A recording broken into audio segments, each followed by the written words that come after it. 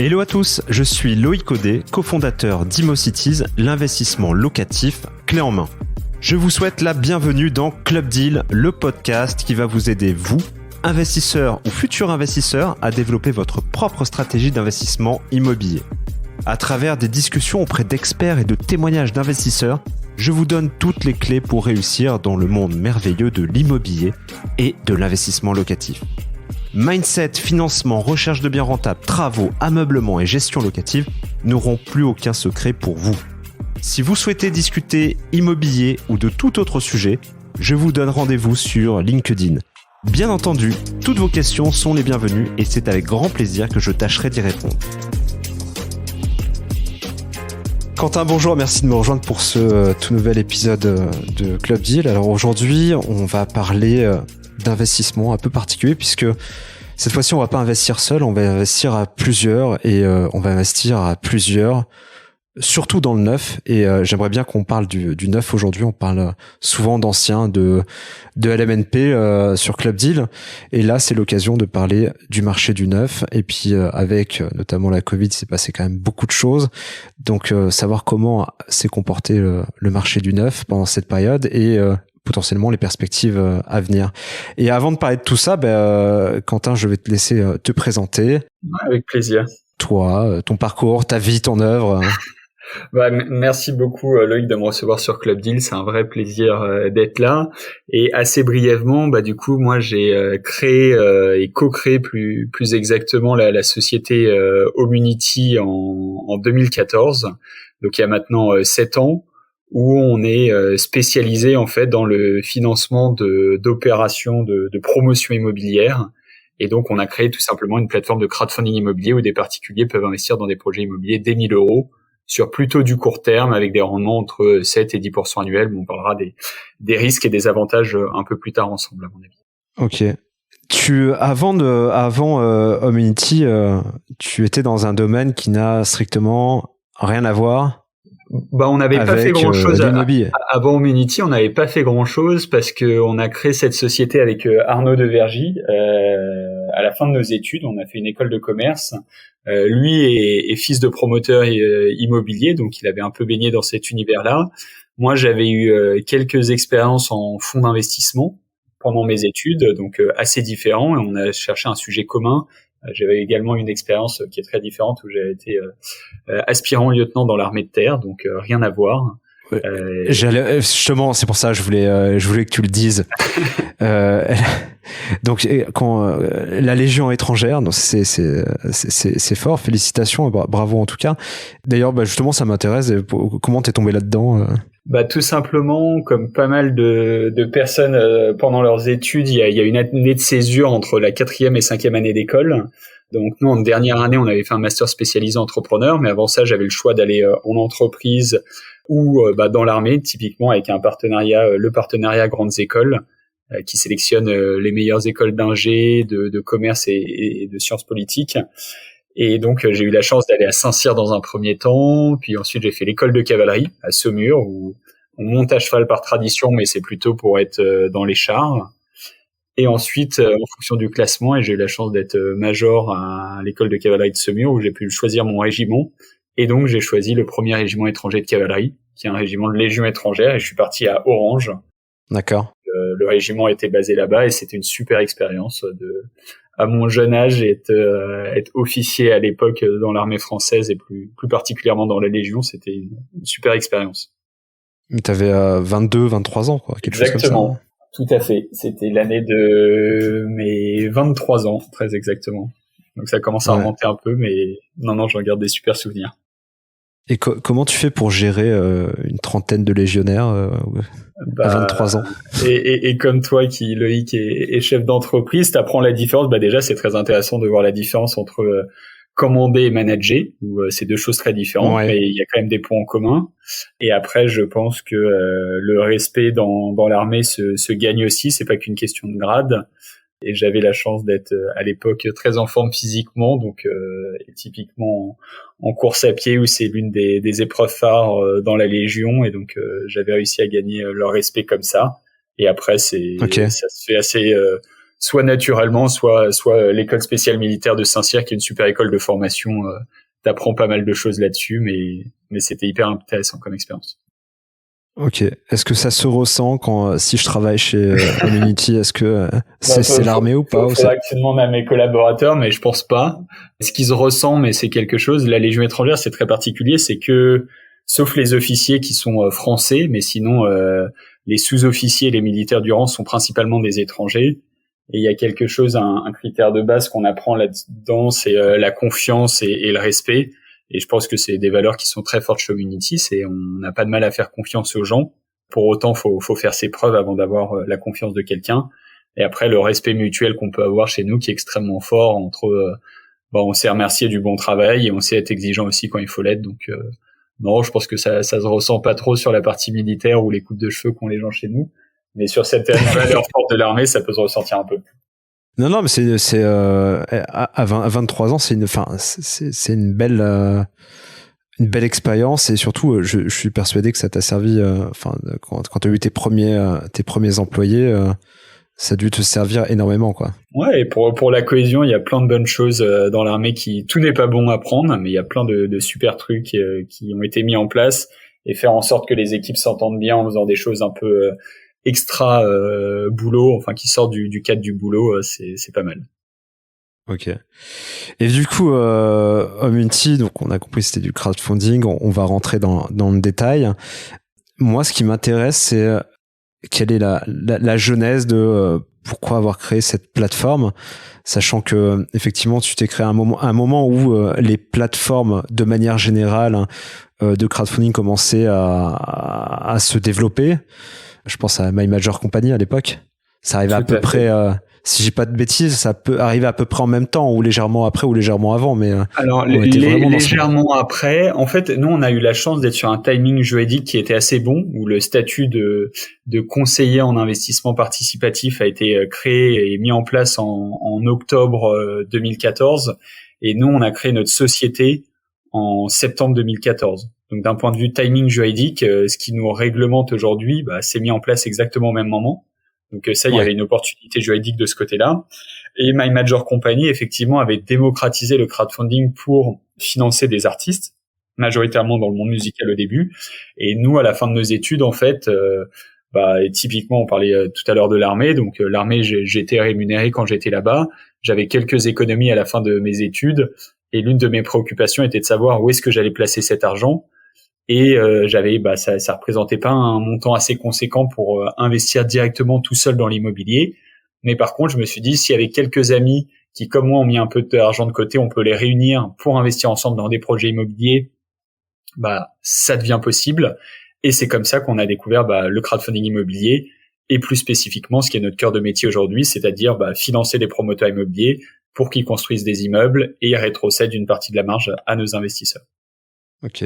Qu'est-ce qui est la principale difficulté? Alors, je me remets dans le lancement de la boîte.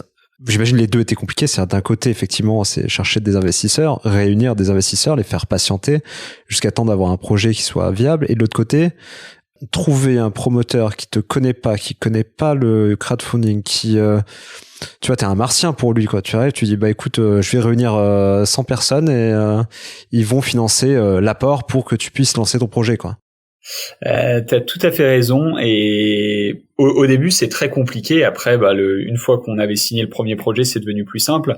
Mais la principale problématique, j'ai envie de dire, ça n'a pas été de convaincre des investisseurs, parce que dans un premier temps, c'est comme tous les projets, on parle souvent des friends and family quand on lance une société. Ouais.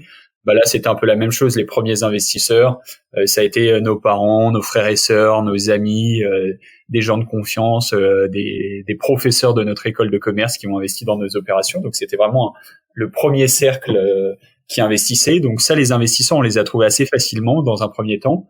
Et c'était pas des montants extrêmement conséquents. Les premières opérations, on collectait 250 000, 300 000, 400 000 euros sur la plateforme. Mais par contre, trouver le premier promoteur immobilier qui nous fasse confiance, sachant que c'était quelque chose de nouveau, c'était pas simple. Mais encore une fois que tu arrives à signer ton premier contrat, ton premier deal, que l'opérateur est content, que ça se passe bien, potentiellement, il peut te redonner les projets qui suivent. Et après, pareil, une fois que tu en signes un premier, tu vas voir le deuxième ou le troisième et tu lui dis, voilà, on a déjà travaillé avec un tel, c'est une belle référence, ça a bien marché, appelez-le si vous voulez voir comment ça a fonctionné et qu'ils vous disent de vive voix que ça a été un succès. Et c'est comme ça que la machine a pris. Et petit à petit, on arrive aujourd'hui, on travaille avec quasiment 120 promoteurs immobiliers différents en France et on a investi dans plus de 270 opérations. Ouais, voilà, c'est exactement ce que j'allais te demander. Du coup, à 270 opérations, ouais, ça en fait des potentiels problèmes à gérer. Ça commence à faire un paquet de projets. On est exactement à 274 projets là au moment où on se parle. Donc ça devient colossal et tant mieux parce que pour les investisseurs, c'est un moyen de diversifier aussi, de pas s'exposer que sur une même opération. Et de pas aller que sur un même opérateur aussi, un même promoteur immobilier. Ouais.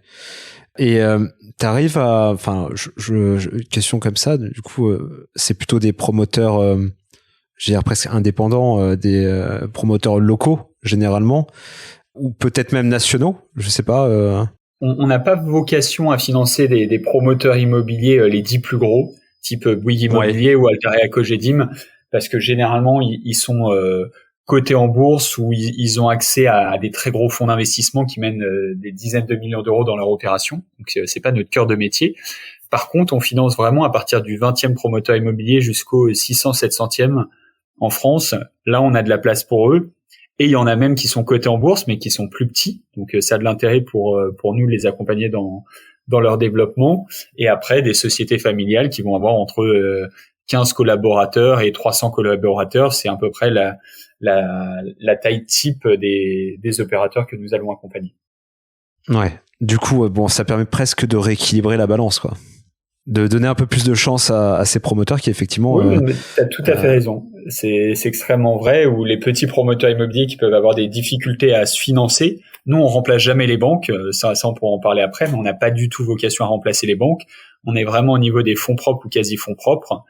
Eh bien, ces promoteurs immobiliers de petite et moyenne taille qui avant avaient des difficultés, où c'était pas si simple, où c'était avec leur réseau personnel qui faisait ça, on a permis de mieux structurer ça. Et là, cette année, on va apporter en 2021 quasiment 150 millions d'euros à ces opérateurs-là. Donc, on est un vrai levier de développement pour eux. Ouais, complètement. Ouais. Et pour que les auditeurs comprennent bien la façon dont ça se passe, donc c'est effectivement via la plateforme. En gros, on apporte l'équivalent, les multi-investisseurs amènent l'équivalent de l'apport et la banque le reste. Et après, je sais pas quelle est la part, peut-être un tiers, 2 tiers, un tiers pour les fonds propres et 2 tiers pour la partie qui est financée. C'est exactement ça, à une nuance près. C'est comme quand un particulier aujourd'hui veut acheter un bien immobilier pour faire de l'investissement locatif. La banque lui demande une quote-part d'apport et va lui prêter le reste. Elle va pas lui prêter 100%. Pour un promoteur immobilier, c'est exactement la même chose. Sur une opération qui fait 10 millions d'euros, généralement, la banque lui demande 20% d'apport, donc 2 millions d'euros. Et nous, c'est au niveau de cet apport Community intervient. Et le reste du financement, il y a 40% où ça va être de la dette bancaire. Et les 40%, ça va être ce qu'on appelle la VFA, la vente en état futur d'achèvement. C'est-à-dire, ce sont les particuliers qui vont acheter leurs biens neufs et qui vont payer au fur et à mesure leur appartement, qui va permettre de financer en fait l'opération. Ok. Donc c'est comme ça que ça se découpe, mais Hominity, avec ce mécanisme d'apport en fonds propres, quasi fonds propres, on intervient au niveau des 20% qui sont exigés par la banque. Comment ils faisaient avant, en gros, quand tout ça n'existait pas? Tu vas me dire si je me trompe, mais en gros, un promoteur naissant, un promoteur qui se lançait, en réalité, il pouvait presque pas, à part s'il avait des fonds propres de départ assez importants, il pouvait pas se lancer, quoi. C'est extrêmement compliqué. C'est pour ça qu'il était obligé capitalistiquement de faire rentrer des personnes fortunées à son capital, ce qui n'est pas donné à tout le monde. Il fallait avoir le réseau, trouver les bonnes personnes. Et après, ce qu'il faisait pour les opérations, c'est pour ça que c'était très chronophage pour se développer. Il demandait à un investisseur fortuné de mettre 1 ou 2 millions d'euros. Et nous, au lieu que ça soit une personne fortunée qui mette 1 ou 2 millions d'euros, c'est des particuliers qui vont mettre à la hauteur de leurs moyens 1000, 10 000, 50 000, 100 000 euros dans l'opération. Et donc nous, c'est ce qu'on a changé, c'est vraiment le fait de le démocratiser, de le rendre plus accessible. Et avant, c'était soit des fonds d'investissement qui mettaient ce montant-là tout seul, soit des personnes fortunées. Et généralement, ces fonds d'investissement ou ces personnes fortunées demandaient des rendements plus élevés. Elles demandaient plutôt d'avoir entre 14 et 20% de rendement annuel. Mais elles prenaient aussi un peu plus de risques. Ok, ouais, justement, j'allais en venir. Bon, avant de parler de chiffres, faut juste savoir, bon, l'immobilier, enfin tout comme n'importe quel support, ça comprend des risques, que ça soit acheter son appartement tout seul, que ça soit acheter en crowdfunding, acheter en SCPI. Enfin, il y a un risque de perdre une partie ou tout son capital. Bon, ça c'est pour le côté disclaimer. J'aimerais bien qu'on aborde plusieurs cas. Déjà la première opération, parce que c'est celle qui, en général, celle qu'on se souvient le plus longtemps, et c'est normal. Si tu as un exemple d'une opération qui s'est mieux passée que prévu, et une qui au contraire s'est moins bien passée, enfin potentiellement un peu galère, quoi. Bah ouais, on peut rentrer dans le détail. Donc aujourd'hui, au Unity, on a investi dans plus de 274 opérations. On a eu 100 sorties positives, donc ça veut dire il y a 100 opérations qui ont été débouclées intégralement. L'investisseur a récupéré capital et intérêt, et le rendement moyen distribué depuis la création, on est à 9,2%. Ok. Et ensuite, alors, c'est 9,2 avant impôt. Hein. Exactement, c'est net de frais. Donc Okay. Nous, il n'y a pas de frais d'entrée, pas de frais de sortie, pas de frais de gestion. Et c'est avant impôt. Et ensuite, les investisseurs sont à la flat tax là-dessus. 30%. Exactement, 30%. Ok. Donc ça, c'est notre proposition de valeur. Les 170 autres opérations, elles sont en train de vivre. Donc les projets sont pas terminés et les investissements ont été faits. Et en moyenne, nos opérations durent 24 mois. Donc c'est des sujets qui ont eu lieu dans les derniers 24 mois. On n'a pas eu de défaut à date, mais ça viendra sûrement un jour. On dit souvent les performances passées ne présagent pas des performances futures. Donc c'est le cas pour l'instant, on a un taux de défaut à 0, mais c'est certain qu'un jour on aura un défaut. Et des opérations compliquées ou qui durent plus longtemps que prévu, on peut en prendre d'actualité. Avec le Covid l'année dernière, donc en 2020, tous les chantiers ont été arrêtés. Et ça, des décalages, en fait, certes l'arrêt a eu lieu pendant 2 mois, mais la reprise des chantiers a été progressive et l'opération met plus de temps à sortir de terre. Donc nous, c'est pour ça que l'investisseur, au lieu qu'il sorte au bout de 24 mois, par exemple, la sortie peut se faire au bout de 30 mois parce qu'on a été contraint d'attendre que l'opération soit sortie et que l'opérateur dégage sa marge. Ok. Vous êtes, j'imagine, il y a quand même quelques entreprises de BTP qui ont, beaucoup, qui ont mis la clé sous la porte avec le premier confinement, parce que il y a beaucoup d'entreprises de bâtiments qui travaillent vraiment soit à l'ancienne, soit à marge réduite, où c'est pas très bien géré. Et du coup, effectivement, ils ont pas il y a Paul qui sert à Biéjac, donc c'est pas très bien géré l'histoire. Vous avez eu des cas un peu similaires, ou des entreprises qui ont... On en a eu certains, mais en fait, nous, ce qu'on a constaté à notre niveau, en tout cas, c'est qu'il n'y a pas eu d'effondrement massif des sociétés. Et l'année dernière, 2020, d'après les statistiques de l'INSEE, c'est une année où il y a eu au final assez peu de faillites de sociétés, alors que la conjoncture économique est quand même extrêmement mauvaise. Et c'est les dispositifs qui ont été mis en place par l'État, les prêts garantis d'État, qui ont permis, en fait, c'est tout simplement une perfusion pour ces sociétés de continuer à vivre. Et lorsque les remboursements de ces prêts garantis d'État vont intervenir, ça va être plus compliqué. Donc, tu as tout à fait raison. Il y en a un certain nombre qui ont été fait faillite, mais il n'y a pas eu d'effet en cascade où ils ont tous mis la clé sous la porte en même temps. Et je pense que c'est ce que voulait éviter l'État français. Donc, ça a plutôt bien marché. On est extrêmement vigilant pour la suite. On est assez vigilant des prestataires et des partenaires que prennent nos promoteurs immobiliers pour réaliser leur opération de promotion.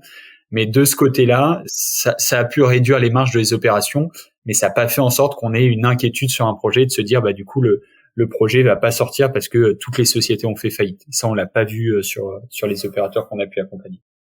Ok. Et les banques jouent le jeu quand tu passes de 24 à 30 mois. Alors j'imagine que c'est un peu comme le système du in fine, quoi. C'est-à-dire tu rembourses à partir du moment où tu vends, quoi.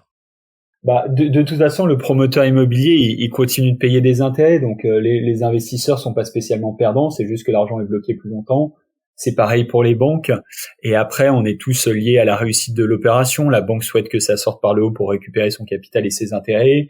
Le promoteur immobilier a envie de récupérer les fonds propres qu'il investit dans l'opération et de dégager de la marge. et aussi de livrer les appartements à ses clients pour que son image de marque soit respectée. Nous, au Munity, pareil, on a envie que nos investisseurs soient remboursés. Donc, j'ai envie de dire, tout le monde a envie que le projet se passe bien.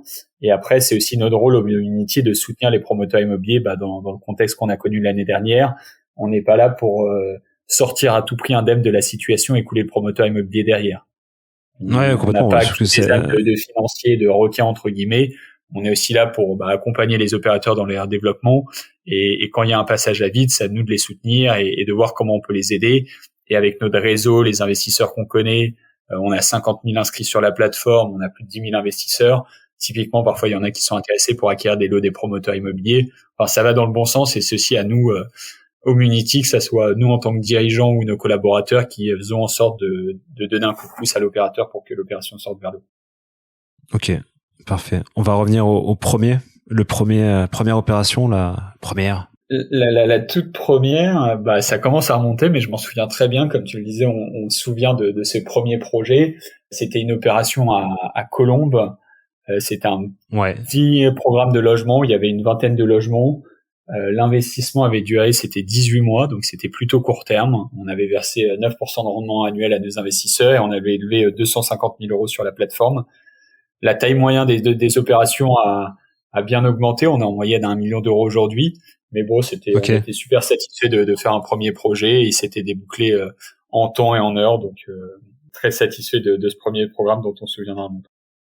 Ok, c'est quoi? C'est un achat d'immeuble ou un achat d'un terrain qui a été construit? C'était un promoteur immobilier exactement qui a acheté un terrain entre guillemets à l'époque qui était construit où il y avait une maison dessus. C'était une vieille maison qui a été détruite et c'était une belle résidence d'une vingtaine de logements qui a été fait à la place. C'était plutôt un standing assez élevé à Colombes. Et ça avait été un succès commercialement où plus de 10 mois avant la livraison, tout avait été 100% commercialisé. Donc, nous, on n'avait plus qu'à attendre que les travaux se fassent. Et nos investisseurs, ensuite, sont sortis vers le haut. Ok. T'avais délivré combien en rendement, là, à peu près? C'était 9% la première opération. 9%. Ok. Ouais, sur 9% annuel et ça avait duré 18 mois. Donc, sur la période, les gens avaient touché du 14,5%. Et après, il y avait leur imposition, c'est à la flat tax, donc ils ont les 30% d'imposition qui viennent par la suite. Ok. Bon, et là, celle qui a fait mal, l'opération qui a fait. Celle qui a fait mal, c'était il y a 2 ou 3 ans où nous, dès qu'on intervient au niveau d'un projet, on prend une caution solidaire au niveau de la maison mère de l'opérateur. Et le projet a pris tellement de retard d'un point de vue travaux, où il était hors délai, l'opérateur. On a dû activer cette caution solidaire. Donc, c'est un peu douloureux parce que on sort de l'opération un peu avant l'heure. L'opérateur, on vient lui manger ses fonds propres qu'il a dans sa maison mère. Donc, il n'était pas très satisfait, mais c'était à nous aussi pour les investisseurs. On avait déjà attendu 6 mois de délai supplémentaire et c'était toujours pas débouclé. Donc, on a activé notre caution solidaire et c'était pas un moment très agréable à la fois pour l'opérateur et pour nous. Mais bon, il y a des contrats qui existent et il faut savoir les faire respecter.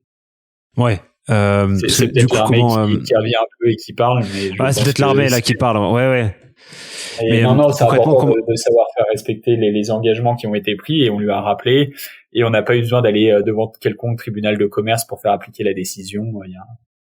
On a été assez clair et ferme dans cette situation. Son assurance. Et du coup, il après, c'est un promoteur, lui, sa garantie financière d'achèvement, il n'a pas eu à la faire marcher.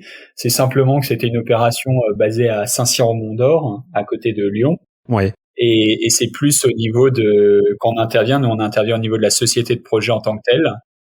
Et là, en fait, la société de projet était encore en train de réaliser l'opération. Et donc, du coup, c'est la maison mère du promoteur immobilier qui a sorti nos investisseurs capital plus intérêt. Ok. En termes de je vois qu'en termes de responsabilité, j'imagine que toi, en tant que plateforme, tu dois avoir quand même une lourde responsabilité, ne serait-ce que par rapport à l'information que tu donnes sur le projet. Enfin, je sais pas, est-ce qu'il y a des règles type à respecter impérativement? Bien sûr, nous, je pense que, et c'est pour ça que Omunity marche assez bien depuis 7 ans, la qualité des projets est primordiale et c'est tout l'audit qu'on va réaliser afin de s'assurer que le promoteur immobilier a un vrai historique, que c'est un promoteur immobilier sérieux, on va le rencontrer, on va visiter des opérations qu'il a réalisées. On est régulé par l'autorité des marchés financiers, donc ça veut dire qu'on a un certain cadre légal à respecter, on doit donner un certain nombre d'informations aux investisseurs. Et donc toutes ces choses-là, c'est des choses qu'on a cessé d'améliorer au fur et à mesure des années d'Homunity, où à la fin de nos études, on avait un niveau de connaissance et on s'entourait des bonnes personnes pour nous accompagner. Et l'année dernière, par exemple, on a audité plus de 400 opérations. Donc, on commence à avoir une vraie expérience et on s'en sert au fil des années. Ouais, quand tu dis que tu audites 400 opérations, potentiellement, il y en a combien qui vont passer les différents filtres? L'année dernière, pour 400 opérations auditées en interne, il y en a tout un tas qu'on refuse très en amont parce qu'elles rentrent pas dans les critères qu'on s'est fixés. Donc ça, je le mets même pas dans les 411 opérations. Mais au final, on en a financé 73. Ouais, donc il y a quand même, effectivement, il n'y a pas beaucoup qui passent. C'est tes critères à toi qui sont très sélectifs, ou c'est parce que c'est des projets qui étaient un peu qui tenaient pas la route? C'est pas forcément que des mauvais projets. Tout ce qu'on va refuser, c'est simplement qu'on a un cahier des charges, nous, quand on intervient. Généralement, dans l'immense majorité des cas, le permis de construire a purgé de tout recours. Donc, d'un point de vue administratif, il n'y a plus de risque. Où il y a au moins 30 à 40% de précommercialisation, où il y a un crédit bancaire validé. Et par exemple, ça, c'est 3 grands critères, mais au total, il y a plus de 80 critères qu'on s'impose. Et donc, en fait, c'est simplement, il y a des choses qui rentrent pas dans les clous de ce qu'on attend pour proposer à nos investisseurs. Et donc, on souhaite passer notre tour plutôt que de prendre des risques sur un investissement donné. Parce que déjà, l'argent de nos investisseurs, on est assez précautionneux avec. Mais en plus, nous, Homunity, avec la trésorerie de la société, on investit toujours dans ces opérations-là, donc on est vigilant. Ok. Et ça mène justement sur la question du neuf qui a été pas mal secouée avec le Covid. Je pense notamment pour délivrer les permis de construire où ça a pris énormément de temps. J'ai pas, peut-être tu as des chiffres ou une idée du nombre de permis qui a été délivré 2019 et 2020. Ça va être, je pense qu'il y en a carrément moins. Les impacts, en fait, ce qui est hyper intéressant, c'est que dans le monde de la promotion immobilière et du neuf, ce qui est très particulier, c'est qu'il y a une demande, donc des acquéreurs, qui est bien supérieure à l'offre. Donc la problématique en France aujourd'hui, quand on est promoteur immobilier et qu'on construit des logements neufs, c'est on n'a pas forcément de problème à vendre, mais c'est plutôt on a des problèmes à créer plus de logements, exactement, à construire. Et ce qui pose principalement problème, c'est le fait que les permis de construire sont durs à obtenus, ils sont attaqués, il y a des recours. Donc on était en 2020, fin 2020, on avait un stock de logements inférieur à 9 mois de vente. Donc c'est un stock qui est hyper faible historiquement dans ce qu'on a pu connaître dans le logement neuf. Donc ça, c'est un premier sujet qui était hyper problématique pour le monde de la promotion immobilière en France. Et après, quand on voit le nombre de logements neufs sur l'évolution des réservations brutes, elles ont fait quasiment qu'augmenter sur les dernières années. Donc c'est vraiment pas la demande qui pose problème, mais c'est l'offre et c'est le nombre de permis de construire qui sont octroyés chaque année. Et donc on a une baisse quasiment de 2020 par rapport à 2019. On était quasiment encore une fois à plus de 10% de baisse, donc c'est colossal. Et ce qui avait posé problème, c'est certes la crise du Covid, mais c'est le fait des élections municipales qui ont été décalées. Et généralement, quand il y a des changements de mairie, c'est pas ça. Ouais, c'est vrai que il y a il y a ce côté calendrier qui est assez important, qui doit pas mal jouer dans la balance. Effectivement, quand ça change de bord, quand la mairie change de bord, très souvent des permis qui auraient dû être acceptés ne le sont plus, ou des permis qui n'auraient pas dû être acceptés le sont. Enfin, il se passe des choses incompréhensibles. C'est très politique, au final, l'immobilier neuf et ce monde, cet univers du permis de construire. Exactement, c'est ça qui est très dur, c'est que je prends, s'il y a un maire qui est, je dis n'importe quoi, de droite, qui n'est pas élu lors de ces élections municipales, et c'est une mairie de gauche ouverte qui arrive au pouvoir, la volonté n'est pas forcément la même. Donc un permis de construire qui sur le papier n'allait pas poser de problème peut être remis en cause. On arrive même dans des situations où des permis qui avaient été octroyés, la mairie fait comprendre que finalement ils sont plus du tout d'accord pour ce projet-là. Donc si jamais le promoteur immobilier réalise vraiment son opération, il aura plus de projets qui seront validés pendant les 5 ou 6 années d'après avec la mairie en question. Donc c'est jamais les années d'élections municipales sont jamais simples pour les promoteurs immobiliers, et c'est ce qui a expliqué cette baisse de plus de 10% de 2019 à 2020. On va voir comment se déroule 2021, mais il y a de fortes chances que les permis de construire repartent à la hausse plutôt en 2022. Ouais, parce que du coup sur le foncier, alors déjà qu'il y a pas beaucoup de foncier disponible, de terrain à bâtir ou des maisons à démolir et reconstruire. Ça représente déjà pas beaucoup. Il y a clairement un déficit de façon de construction neuve en France depuis très longtemps. Mais je me dis quand même, je comprends pas qu'avec un tel manque de logement, il n'y ait pas plus de flexibilité au niveau des permis de construire, au niveau, je pense notamment la problématique que tout le monde a, c'est les places de parking, alors que on est en centre-ville et qu'aujourd'hui la voiture pas grand monde l'utilise, en tout cas dans les grandes villes. Je vois mal comment on peut répondre à la problématique du logement avec des règles qui sont aussi compliquées et surtout aussi disparates en fonction de la ville, du département. Enfin, c'est assez hallucinant. C'est un vrai casse-tête pour les promoteurs immobiliers. C'est pour ça qu'on est content de nous être entre guillemets qu'investisseurs et de les laisser gérer toutes ces problématiques administratives et réglementaires de leur côté. Les mots entre guillemets, donc les mots en termes de blessure et la raison pour laquelle ça se passe comme ça. D'un point de vue, c'est que d'un côté, c'est le gouvernement essaye de simplifier typiquement le fait qu'on puisse pas déposer des recours à tout va sur des projets, mais il y a quand même beaucoup d'abus, et aujourd'hui le fait que ça soit jugé et la justice met du temps à être exécutée, donc ça fait des décalages qui sont considérables. Ensuite, au niveau des mairies, elles sont pas toutes digitalisées, donc là on vient d'être reconfiné à nouveau, donc c'est quand même pas simple.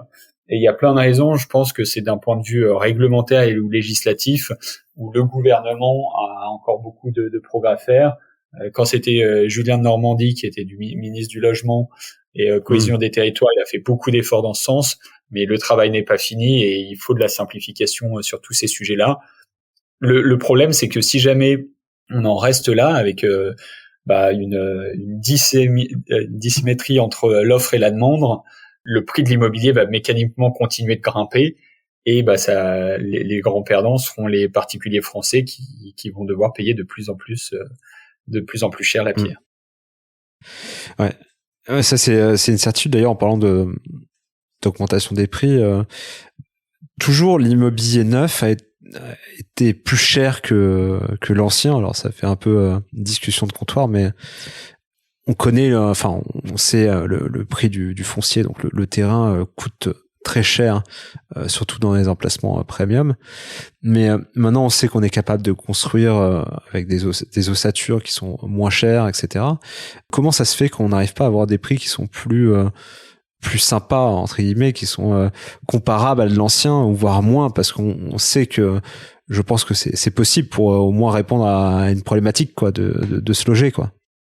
C'est une très bonne remarque. Il y a deux principaux problèmes aujourd'hui là-dessus. C'est le prix des fonciers, donc le prix de la terre qui est de plus en plus cher parce qu'il y a de plus en plus de concurrence et les détenteurs de fonciers souhaitent les vendre plus cher qu'avant.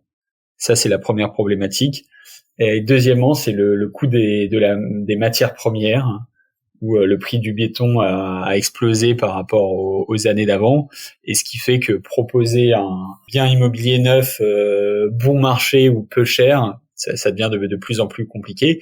Et tout ce qu'on vient de se dire, un promoteur immobilier, il a aussi des coûts qui sont liés au fait que un permis de construire qui va être déposé, qui ne va pas être accepté ou qui n'ira pas au bout, c'est une perte sèche nette pour lui, ouais. Et donc il va devoir le remettre dans le prix immobilier d'une vente ultérieure. Donc tout ça, si jamais ces mécanismes-là étaient aussi améliorés par le gouvernement, ça permettrait in fine de sortir des prix de l'immobilier plus bas. Ouais, et puis sa décharge est quand même une décennale. En gros, le coût du SAV, quoi, qui doit être pris en compte. Exactement. Les assurances sont assez chères. Il a la garantie financière d'achèvement si jamais il fait défaut, afin d'être certain que le programme immobilier soit livré. Il y a plein de petits coûts annexes qui font que l'immobilier neuf, malheureusement, est dans 99% des cas, où je sais pas si toi, Loïc, t'as d'autres données là-dessus, mais qui sont très majoritairement supérieures au prix de l'ancien. Globalement, c'est plus cher. Enfin, quasiment à 100%, c'est tout le temps plus cher, quoi. Mais après, bon, tu vois, t'as moins d'emmerde. Enfin, techniquement parlant, faut aussi mettre en face. Bien sûr. Oui, il faudra pas, tu seras pas obligé de changer ton chauffe-eau ou de réparer une fenêtre ou techniquement et en principe t'as moins de fuite d'eau dans un logement neuf pour les premières années que dans un logement ancien. Et on verra si ce prix de la construction ou le prix de faire ces biens neufs baisse au fur et à mesure des années, mais j'ai pas le sentiment que ce soit le cas.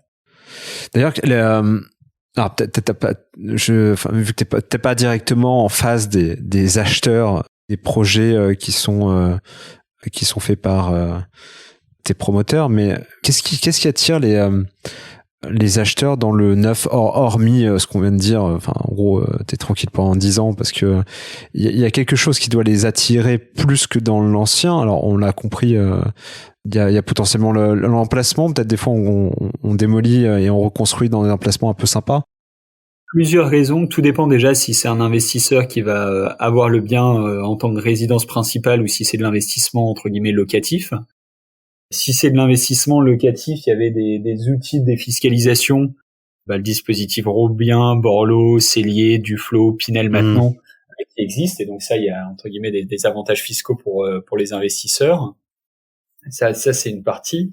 Et l'autre partie, je pense, donc ça c'est si on est investisseur, et si c'est pour l'acquisition de sa résidence principale, je pense que c'est les raisons qu'on a évoquées tout à l'heure. C'est les gens vivent dans un appartement neuf, ça peut être plus agréable parce que d'un point de vue sonore, c'est mieux insonorisé. D'un point de vue économie d'énergie, ça consomme moins. Et d'un point de vue confort de vie, où aujourd'hui typiquement des petites surfaces, c'est souvent des cuisines ouvertes, ce qui plaît plus aujourd'hui. Il y a moins d'espace perdu, de couloirs, etc. C'est peut-être mieux rationalisé qu'il y a des immeubles qui ont été bâtis il y a 40 ou 80 ans. Oui, c'est sûr. Après, on peut retrouver, avec. Il y a moins le charme de temps en temps quand on voit, je dis n'importe quoi, les immeubles haussmanniens dans différentes villes de France. On voit assez rarement des aussi beaux immeubles dans le neuf, et encore, ça dépend vraiment des opérateurs et il y a beaucoup d'exceptions. Ouais. Et vous avez déjà fait des projets un peu verts, éco-friendly, avec je sais pas, l'usage de matériaux recyclés, recyclables, etc. Ouais, on a des projets à thème, quoi. On a fait un projet qui est assez emblématique à Paris, qui est situé dans le 13e arrondissement, une tour en bois qui s'appelle Wood Up sur la rive gauche, et où c'est la première tour en bois qui est réalisée pour du logement et de cette taille-là dans Paris. Et donc ça, on a eu la chance de la financer. C'est un projet qui se déroule hyper bien.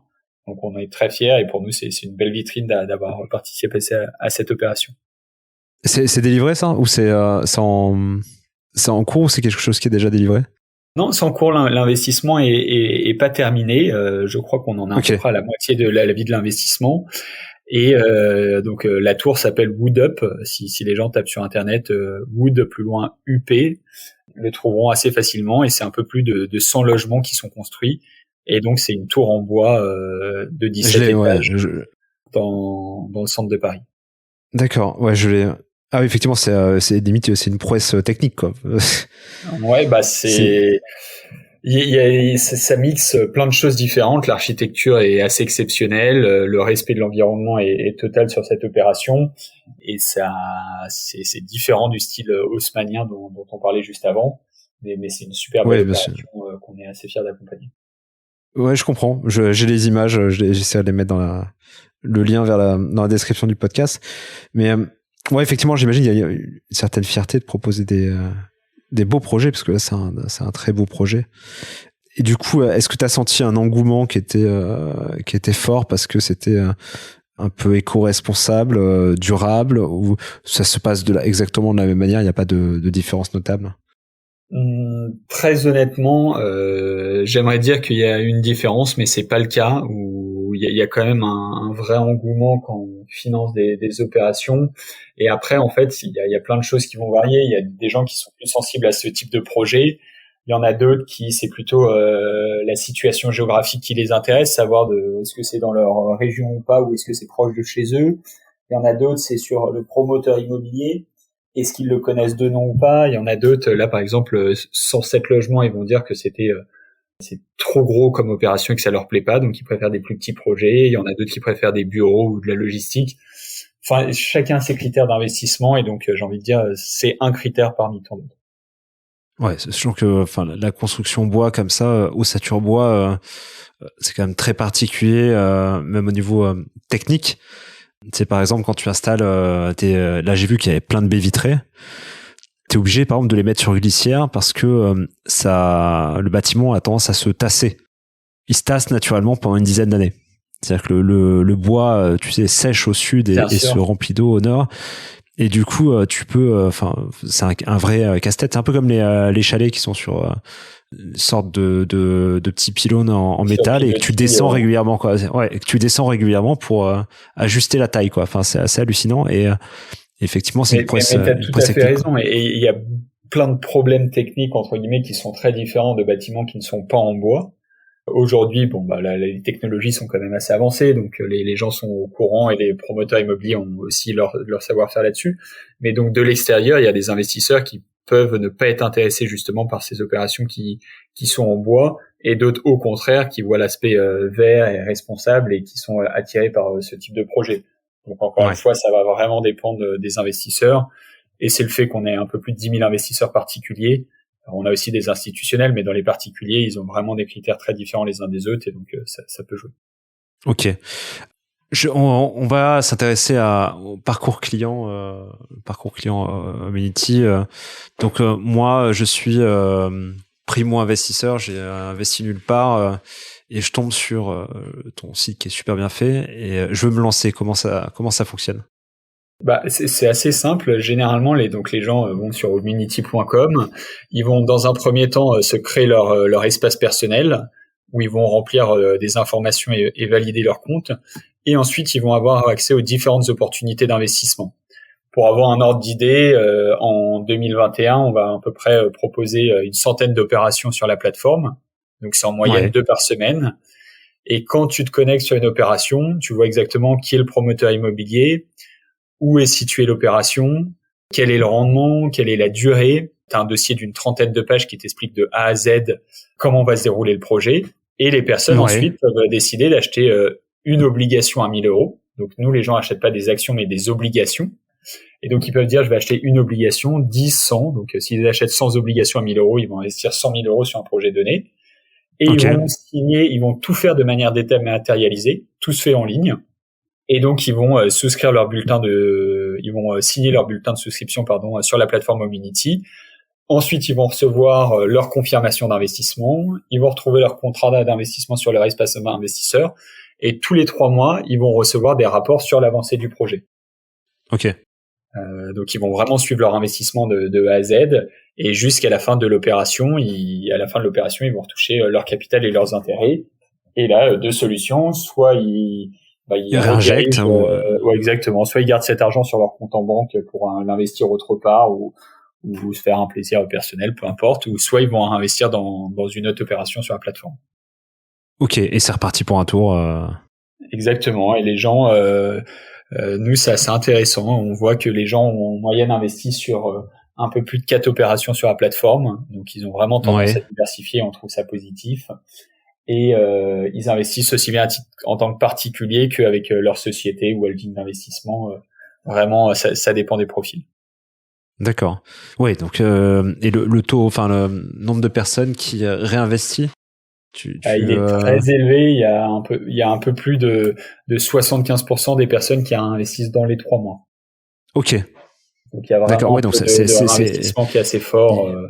Oui, c'est une part plus que non négligeable. C'est essentiel, quoi.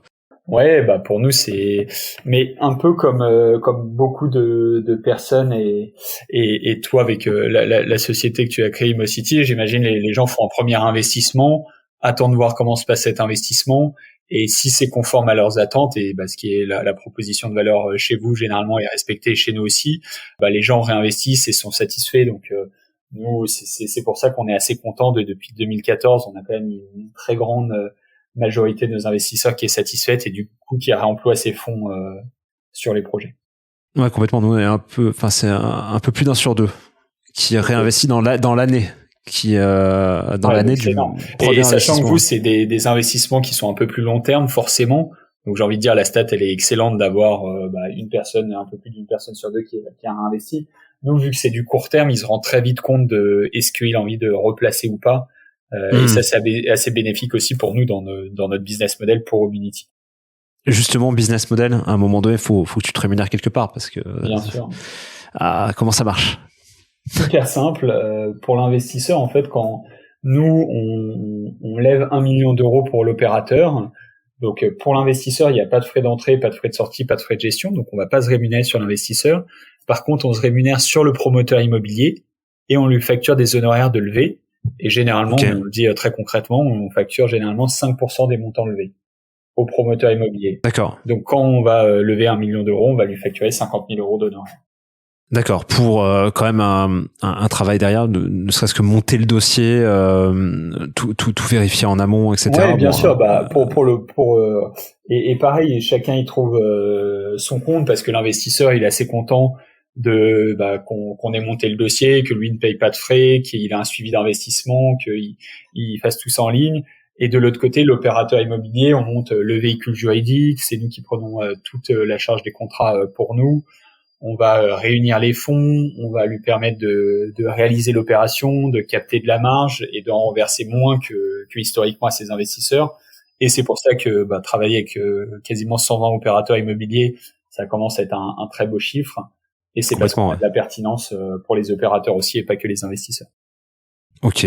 Bon, je crois qu'on a été assez complet. Quentin, la question qui tue, que je pose régulièrement, c'est maintenant que tu es passé sur Club Deal, félicitations.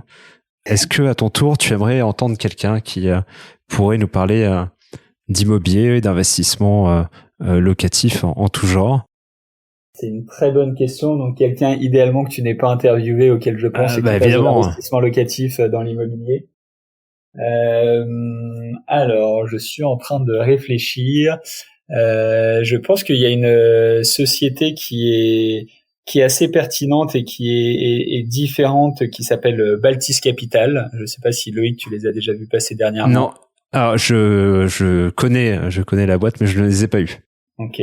Donc, Alexandre Toussaint, je pense que c'est assez intéressant parce qu'il propose à des particuliers, pas exactement ce qu'on fait, mais d'investir plutôt dans des cellules commerciales à plusieurs sur du moyen long terme. Et il a une société qu'il a lancée un tout petit peu après Obinity en 2015 ou 2016 de mémoire et qui fait ses preuves et qui fait des belles opérations. Voilà l'idée qui me vient en tête. Après, il y a plein de types et nous, c'est ce qui nous intéressait. On en discutait ensemble, Loïc, sur les investissements immobiliers où il y a plein de types d'investissements immobiliers différents. Il y a de la SCPI, il y a investir dans le neuf pour défiscaliser, il y a investir dans l'ancien, il y a les OPCI également, il y a des fonds immobiliers. Enfin, il y a tout un tas de choses et c'est pertinent de diversifier, de pas faire que du crowdfunding immobilier ou pas que de l'investissement dans le logement neuf ou pas que de la SCPI. Il y a plein de choses à faire là-dessus. Ouais, de toute façon, c'est le secret, c'est ça, c'est ne pas mettre les œufs dans le même panier et avoir un portfolio bien rempli, bien diversifié. Exactement. Je suis convaincu que si on souhaite être gagnant à long terme, l'une des clés, et c'est bateau, mais c'est ce qu'il y a de plus basique, c'est de vraiment diversifier ses investissements. Donc, au sein de l'immobilier, de faire des placements différents, mais même de pas faire que de l'immobilier, d'aller diversifier sur d'autres types d'actifs. Comme ça, si demain il y a une crise de l'immobilier, vous n'êtes pas exposé à 100% dans l'immobilier. Et pareil, si demain il y a une crise économique, une crise boursière ou ce qu'on veut, de pas être intégralement exposé sur les marchés financiers ou autres. Enfin, pareil pour les crypto-monnaies. Enfin, il y a plein de choses où c'est pertinent d'avoir de la diversification. Complètement. Écoute, je suis en off, je veux bien les coordonnées de Baltis pour les interroger sur le podcast. Bon, en tout cas, merci beaucoup pour ta participation. Et puis, qu'est-ce qu'on peut te souhaiter pour la suite? À titre personnel, pas grand-chose. À titre professionnel, je pense qu'on en a tous un peu marre d'être d'être confiné, que la situation économique soit dure pour plein de personnes, pour les restaurateurs, pour les cinémas, pour plein de boutiques. Donc j'ai simplement envie qu'on se dise que le Covid soit derrière nous et de reprendre des cycles économiques un peu plus normaux, et que si bien pour nos activités respectivement, Loïc et moi-même qui on a la chance, c'est très digital et ça marche plutôt bien, mais pour ceux qui n'ont pas la chance d'être aussi digital que le business part assez rapidement et qu'on ne revive pas encore un an de plus dans ces conditions-là. On est d'accord. Bon, écoute, merci Quentin. Je te dis à très bientôt et merci encore pour ta participation. Merci, et merci à nos auditeurs qui nous ont suivis. Donc, on parle de plus en plus de sujets différents et ça c'est une très bonne chose. Et voilà, donc Homunity, donc homunity.com. Merci Quentin et puis je vous dis à tous à très bientôt. Ciao. À bientôt. Bravo, vous avez écouté l'épisode jusqu'au bout. Si son contenu vous a plu, n'hésitez pas à noter, commenter et partager le podcast Club Deal à au moins 3 de vos connaissances. C'est grâce à votre soutien, à votre fidélité, bref, grâce à vous, que Club Deal prend autant d'ampleur et pour cela, je tenais à vous remercier du fond du cœur. Si l'idée d'investir dans l'immobilier vous plaît, mais que vous n'avez pas le temps ou tout simplement si vous avez peur de vous lancer, n'hésitez pas à sauter le pas et contacter ImmoCities. ImmoCities, c'est la solution d'investissement locatif clé en main qui vous permettra de dormir sur vos 2 oreilles. Recherche de biens rentables, conception, travaux, mise en location, toute la team ImmoCities saura vous accompagner dans toutes les étapes de votre projet et ce, dans les plus grandes villes de France. Il ne me reste plus qu'à vous souhaiter une excellente semaine pleine d'opportunités rentables et à très bientôt sur Club Deal.